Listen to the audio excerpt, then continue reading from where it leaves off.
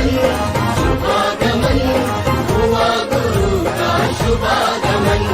सुस्वागतम सुस्वागतम भक्त कहे गुरु सुस्वागतम।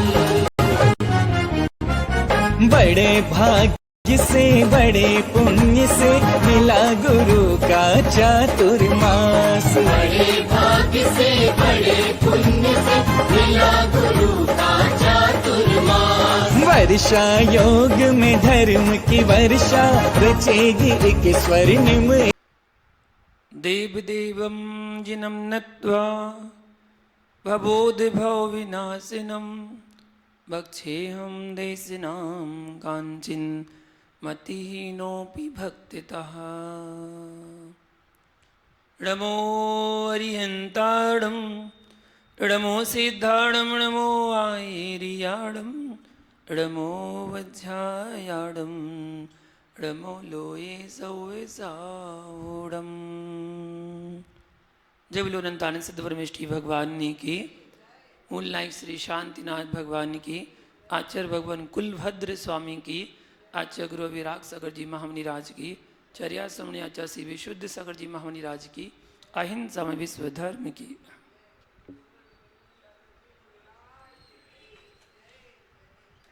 महान भाव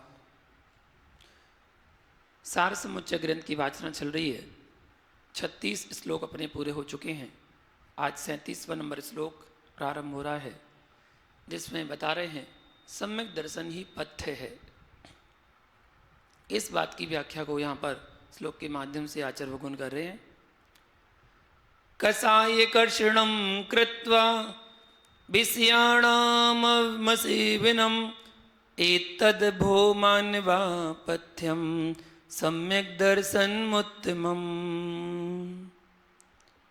यहाँ आचार्य भगवान बता रहे हैं कि विषय कसायों को दूर करने के लिए पथ्य के समान उपाय निर्दोष सम्यक दर्शन है। जब सम्यक दर्शन की प्राप्ति हो जाती है तो विषय कसायों से हम अपने आप ही दूर चले जाते हैं। जब निश्चय सम्यक दर्शन प्रकट हो जाता है तब आत्म प्रतीति हो जाती है कि मेरा आत्मा मूल में परमात्मा के समान ज्ञाता दृष्टा अविनाशी है, तथा सच्चा सुख मुझे स्वतंत्रता से अपने ही आत्मा के अनुभव से प्राप्त हो सकता है। और विषय सुख ये तो खारा पानी पीने के समान है। विषय चाय को समन नहीं करता है, प्रत्युत बढ़ा देता है।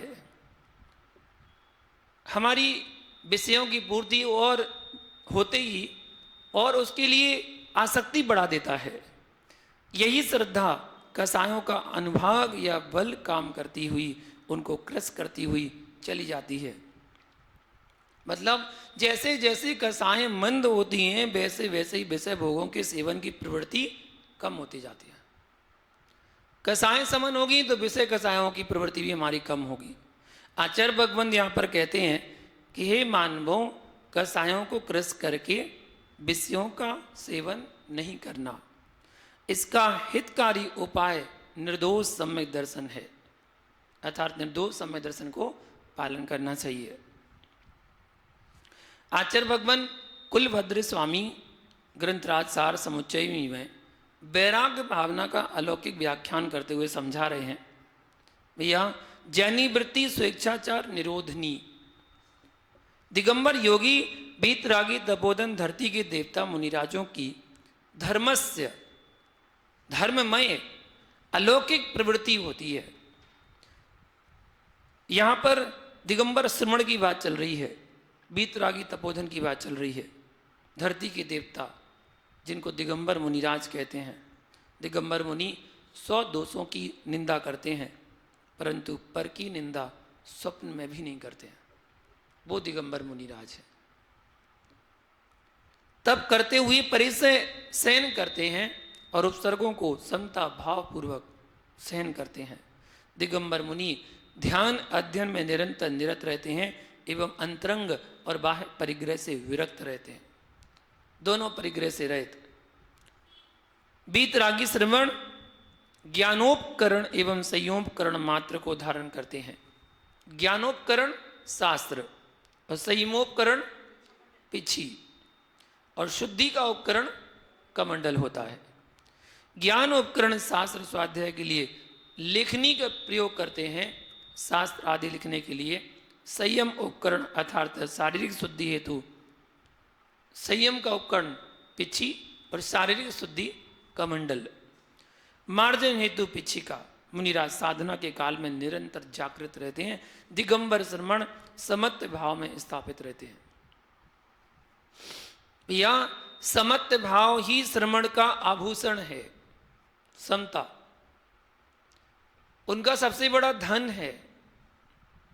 मेरी भावना में पढ़ते ना, साम्य भाव धन रखते हैं। मुनिराज अपने पास साम्य भाव धन रखते हैं। समता भाव ही श्रमणों की पहचान है, चिन्ह है। नग्न मुद्राओं पिछी कमंडलू बाह्य चिन्ह है। बीतरागी मुनि विश्व मैत्री की विशिष्ट सूत्र विश्व के प्राणियों को प्रदान कराते हैं। बाहरी चिन्ह पिछी कमंडल हो सकते हैं, लेकिन अंतरंग का जो चिन्ह है वो है संता। चाहे उन पर उपसर्ग किया जा रहा हो और चाहे उनकी पूजा प्रशंसा की जा रही हो, दोनों स्थिति में समता भाव को धारण करते हैं।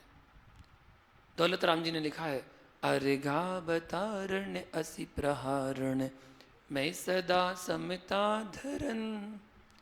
अर्घ उतारा जा रहा है या असी मतलब तलवार से प्रहार किया जा रहा है, दोनों स्थिति में मुनिराज समता भाव को धारण करते हैं। ऐसी है मुनिराज दिगंबर मुनिराज की चर्या। समत्त भाव जो संसारी प्राणियों को सांसारिक दुखों से निकालकर उत्तम सुख में पहुंचाता है, उसका नाम धर्म है। सम्यक दर्शन, सम्यक ज्ञान, सम्यक चारित्र को धर्म कहते हैं, क्योंकि ये सांसारिक दुखों से छुड़ाकर हमें आत्मा को उत्तम सुख में स्थापित करते हैं, इसलिए इनको भी धर्म कहा गया। मोह क्षोभ से रहित परिणाम ही चारित्र है और वही धर्म है, क्योंकि भाई आत्मा का स्वभाव है, स्वभाव ही धर्म है। अब आप सोच रहे होंगे कि ये भी धर्म है, वो भी धर्म है, ऐसा भी धर्म है, वैसा भी धर्म है, कितनी सारी परिभाषा बता दी। हाँ, सभी परिभाषा हैं अपेक्षाकृत। सबसे पहली परिभाषा दी गई जैन धर्म में, अहिंसा परमो धर्म। धर्म क्या है? अहिंसा परम धर्म है। फिर कहा गया धम्मो दया विशुद्धो, जो दया से विशुद्ध है वही धर्म है। फिर कहा गया दंसन मूलो धम्मो, दर्शन ही धर्म का मूल है। उसके बाद कहा गया चारित्रम खलु धम्मो, चारित्र को धारण करना ही धर्म है।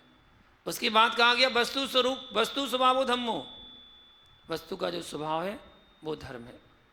क्रम से जानना परिभाषा है, क्रम से चलेंगे। ऐसा नहीं कि आप सीधा वस्तु स्वभावो धम्मो पर पहुंच जाओ और अहिंसा परमो धर्म को जीवन में अपनाया नहीं है और सीधा वस्तु स्वभावो धम्मो पर चले गए। क्रियाएं चल रही हैं हिंसात्मक, घर परिवार में हिंसात्मक व्यापार चल रहा है, आरंभ सारंभ चल रहा है। अहिंसा तो अभी पालन नहीं कर पा रहे, हिंसा तो अभी छोड़ी नहीं है और सीधी लास्ट परिभाषा पर पहुंच गए वस्तु स्वभावो धम्मो, वस्तु का स्वभाव धर्म है। मेरा स्वभाव तो ज्ञाता दृष्टा है, ज्ञाता दृष्टो हम स्वरूपो हम। अपने आप को बस ज्ञाता दृष्टा स्वरूपो हम जाप करने लगे, ज्ञाता दृष्टा स्वरूपो हम।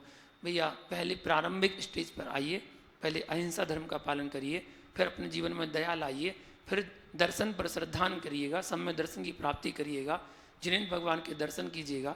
उसके बाद जीवन में नियम व्रत संयम चारित्र को अंगीकार करिएगा, उसके बाद वस्तु स्वभाव पर पहुंचिएगा। ये क्रम से धर्म की परिभाषा जानिए। धर्म ये है, धर्म का कोई नाम नहीं है, नाम संप्रदाय के होते हैं, धर्म का कोई नाम नहीं होता। धर्म तो जो है वो था और वही रहेगा, उसमें कोई परिवर्तन नहीं है। अनादिकाल से चला आ रहा है, अनादिकाल तक चलता रहेगा। भूतकाल में अनंत 24 यहाँ हो चुकी हैं, वर्तमान में 24 हुई वो, और अनंत 24 आगे होने वाली भविष्य में होंगी। वो सभी 6 द्रव्य 7 तत्व 5 अस्थि का 9 पदार्थ का ही उपदेश देंगे। कोई परिवर्तन आने वाला नहीं है। भूतो 9 भविष्यति, तीनों काल में 6 द्रव्य होते हैं, 5 अस्थि का होते हैं, 7 तत्व होते हैं, 9 पदार्थ होते हैं। इनके अलावा संसार में कुछ नहीं है। और ये सब तो विस्तार हैं। इन सब का अगर सारांश संक्षेप कर दिया जाए तो जीव और पुद्गल, बस जीव और पुद्गल, शरीर और आत्मा, जिसने शरीर और आत्मा का भेद विज्ञान कर लिया, उसे और कुछ जानने की आवश्यकता ही नहीं पड़ेगी। ना उसे समय सार पढ़ना, ना प्रवचन सार पढ़ना, ना नियम सार पढ़ना, ना ही कोई ग्रंथ पढ़ने की आवश्यकता, अगर उसे भेद विज्ञान हो गया तो। लेकिन भेद विज्ञान होगा कब? जब वो सप्तम गुण स्थान में प्राप्त करेगा, दिगंबर मुनि बनेगा तब। ना कि आप घर में बैठकर सोचो कि हमें भेद विज्ञान हो जाए, हमें क्या जरूरत है कपड़े उतार कर फेंकने की, क्या जरूरत है दीक्षा लेने की, क्या जरूरत है भूखे रहने की, क्या जरूरत है केस लॉन्च करने की। नहीं, जब तक आप दिगंबर स्वरूप को धारण नहीं करेंगे, बाह्य लिंग और द्रवलिंग और भावलिंग दोनों को धारण नहीं करें, तब तक आप आगे नहीं पहुंच सकते हैं, उस चारित्र की प्राप्ति नहीं कर सकते जो प्राप्त चारित्र आप चाहते हैं। जो कर्मों की निजरा करके जो मोक्ष जाने में सहभागी बनेगा, वो चारित्र आप धारण नहीं कर सकते हैं। आत्मा का स्वभाव ही धर्म है। जो अपनी जाति में श्रेष्ठ होता है वह रत्न कहलाता है। जैसे आपने सुना होगा श्रावक रत्न, श्रावक शिरोमणि, आपने सुना होगा मुनि रत्न, श्रमण रत्न, आपने सुना होगा आरिका रत्न, क्षुल्लक रत्न। रत्न मतलब जो अपनी जाति में श्रेष्ठ हो उसको रत्न की उपाधि दी जाती है कि वो रत्न है। अब आत्मा के सर्व भावों में सम्यक दर्शन, सम्यक ज्ञान और सम्यक चारित्र रूप परिणाम यही श्रेष्ठ है। अतः ये रत्नों की श्रेणी में आते हैं। ये तीनों क्या हैं? रत्न है, इसलिए इनको मिला के रत्नत्रय बोला जाता है। रत्नत्रय ये श्रेष्ठ हैं। इनमें परम रत्न जो है श्रेष्ठ, वो है निर्मल सम्यक दर्शन। ये तो तीन हो गए, इन तीनों में भी श्रेष्ठ कौन है? तो वो है सम्यक दर्शन। सम्यक दर्शन प्राप्त हो गया तो सम्यक ज्ञान हो जाएगा, सम्यक ज्ञान हो गया सम्यक चारित्र हो जाएगा। पहली सीढ़ी पर तो चढ़ जाओ। अगर हम चाहे कि पहली दूसरी पर चढ़े ना, सीधा तीसरी पर पहुंच जाए, तो ऐसा थोड़ी होगा। पहली क्लास में एडमिशन लोगे तभी तो दूसरी तीसरी में पहुंचोगे। आप सोचो कि पहले डायरेक्ट कॉलेज में एडमिशन मिल जाए, ऐसे थोड़ी मिलेगा। कॉलेज के एडमिशन के लिए आपको 10th 12th की डिग्री भी तो चाहिए, वो तो आपको सबमिट करानी पड़ेगी ना, तभी तो आपको कॉलेज में एडमिशन मिलेगा। शून्य कितने भी हों भैया, शून्य कितने भी हों, यदि अंक रहित हैं तो कोई मूल्य नहीं है। 6 7 8 9 10 बनाते जाओ, शून्य शून्य शून्य, उनका कोई महत्व नहीं है। और उन शून्यों के आगे एक रख दिया जाए, बस सबसे पहले एक रख दिया जाए, 2 4 3 4 5 6 नहीं रखना, एक ही रख दिया जाए, तो उसकी कीमत 1000 गुनी लाख गुनी बढ़ जाएगी। उस शून्य की कीमत, जो शून्य की कोई कीमत नहीं होती है, अंक जुड़ जाए तो शून्य की कीमत बन जाती है। अंक है तो मूल्य है, अंक नहीं है तो शून्य ही शून्य है। सम्यक दर्शन है तो ही ज्ञान समीचीन है, रत्नत्रय धर्म है। सम्यक दर्शन नहीं है तो ज्ञान और चारित्र की कोई महत्वता नहीं है। ज्ञान पूजनीय नहीं होता है अकेला, ज्ञान अकेला पूजनीय नहीं होता है। एक विद्वान, यथार्थ घटना है, एक विद्वान सभा में बहुत आदरणीय सम्माननीय था, तो उसने सोचा मैं परीक्षा लेना चाहूँगा अपनी खुद की, कि ये सब लोग हमारे ज्ञान की पूजा करते हैं या हमारे चारित्र की पूजा करते हैं, किसको मानते हैं। तो उसने क्या किया, राजा के यहाँ रहता था, राजा के यहाँ उसने कोष भंडार में से कुछ धन चुरा लिया, धन चुराया, और वो तो जानबूझ के चुरा रहा था, तो छुप के तो चुराने की आवश्यकता नहीं थी, तो उसने सामने चुराया जिससे सबको पता चल जाए। पता चल गया सैनिकों सिपाहियों को, राजा को खबर कर दी कि ऐसा ऐसा है, वो विद्वान हैं, आपके पुरोहित हैं और उन्होंने ऐसा काम किया है। तो उनको बुलाया गया और बुला के दरबार में उनसे पूछा गया कि आपने कैसा क्यों किया। बोले मुझे ज़रूरत थी इसलिए मैंने ले लिया। तो बोले तो चोरी है, और चोरी है तो चोरी की सज़ा, आपको दंड दिया जाएगा। वो दंड सुनाने लगे। तब उन्होंने पुरोहित ने कहा, बोले राजन मैं तो ये देख रहा था कि सभा में मेरे ज्ञान की कीमत है या मेरे चारित्र की कीमत है। कहाँ गया मेरा ज्ञान? मैं तो आपको बहुत सारा शिक्षा देता था, ज्ञान देता था, वो ज्ञान एक कोने में चला गया, उसकी कोई कीमत नहीं रही। एक छोटी सी चोरी कर ली आचरण खराब हो गया तो ज्ञान की कोई कीमत नहीं है। ज्ञान की कोई कीमत नहीं है, चारित्र की कीमत है।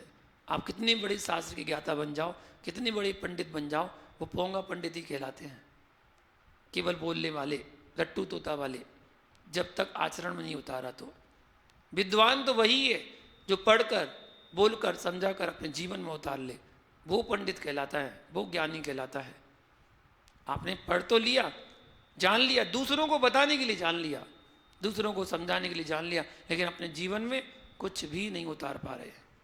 वो चारित्र के बिना ज्ञान व्यर्थ है, और ज्ञान और चारित्र दर्शन के बिना व्यर्थ है। अगर दर्शन नहीं है, श्रद्धा नहीं है, तो वो ज्ञान और चारित्र केवल आपके संसार की वृद्धि कराने में निमित्त ही बनेगा। सब कुछ दे देना, लेकिन सम्यक रतन नहीं देना। सबको चला जाए आपका, जाने देना, लेकिन अपनी श्रद्धा को कभी डिगने मत देना। श्रद्धा समाप्त नहीं होना चाहिए आपकी, अटूट श्रद्धा। दुनिया इधर की उधर हो जाए, लेकिन हमारी श्रद्धा अटल होना चाहिए, चाहे कोई कितनी ही आपको डिगाना आना चाहे। होता है संसार में, कितने लोग आपको डिगाते, अरे वो फलाने साधु ऐसे, उनने ऐसा कर दिया, उनने वैसा कर दिया, ऐसी ऐसी बातें आपको बताएंगे, आपका मन में बिल्कुल ब्रेन वॉश कर देंगे, एक तरह से जहर भर देंगे, और वो जहर आपको श्रद्धा से डिगा देगा, अपने धर्म से विमुख कर देगा। आप जब श्रद्धा से डिग गए तो फिर आप उस मार्ग में आगे नहीं बढ़ पाएंगे। आचार्य भगवान कहते हैं, एक बार अगर चारित्र से कोई भ्रष्ट हो जाए तो पुनः चारित्र धारण कर सकता है, लेकिन अगर दर्शन से भ्रष्ट हो गया तो उसका द्वारा उस भाव में दर्शन श्रद्धा मजबूत करना बड़ा कठिन है। और चारित्र से भ्रष्ट हुआ व्यक्ति पुनः चारित्र को धारण करके अपने कल्याण कर लेगा। चतुर्थ काल के उदाहरण, अभी के नहीं, चतुर्थ काल के उदाहरण है। कितने आचार्य ऐसे हुए जिन्होंने अपने चारित्र से डिगे, अपने मार्ग में छोड़ा, और फिर उन्होंने पुनः दीक्षा धारण करके और अपना आत्मा कल्याण कर लिया। ऐसे बहुत से हुए। संबभद्र स्वामी हुए, मागनंदी आचार्य हुए, जिन्होंने मार्ग से च्युत हुए और उन्होंने दीक्षा ले ली। जैसे रुद्र की उत्पत्ति होती है, मार्ग से डिग जाते हैं, च्युत हो जाते हैं, बाद में पुनः गुरु के पास जाके और प्रायश्चित लेकर पुनः अपने चारित्र को स्थापित हो लेते हैं। वो तो चारित्र मोहिनी कर्म का उदय है, कभी भी किसी का भी आ सकता है, आ गया, प्रायश्चित लेकर वो अपने चारित्र को पुनः शुद्ध कर लेते हैं। लेकिन अगर श्रद्धा खत्म हो गई, आप पुनः उसको धारण नहीं कर सकते।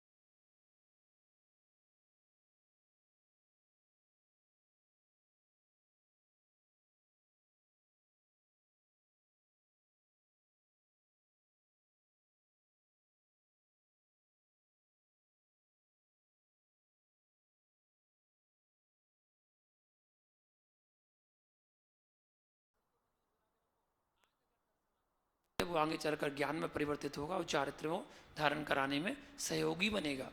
इसलिए श्रद्धा को मजबूत बना के रखो। कुंद कुंद स्वामी ने रेणसार जी ग्रंथ में लिखा है कि इस खोटे काल में कोई उत्कृष्ट साधना है तो मात्र स्वाध्याय है।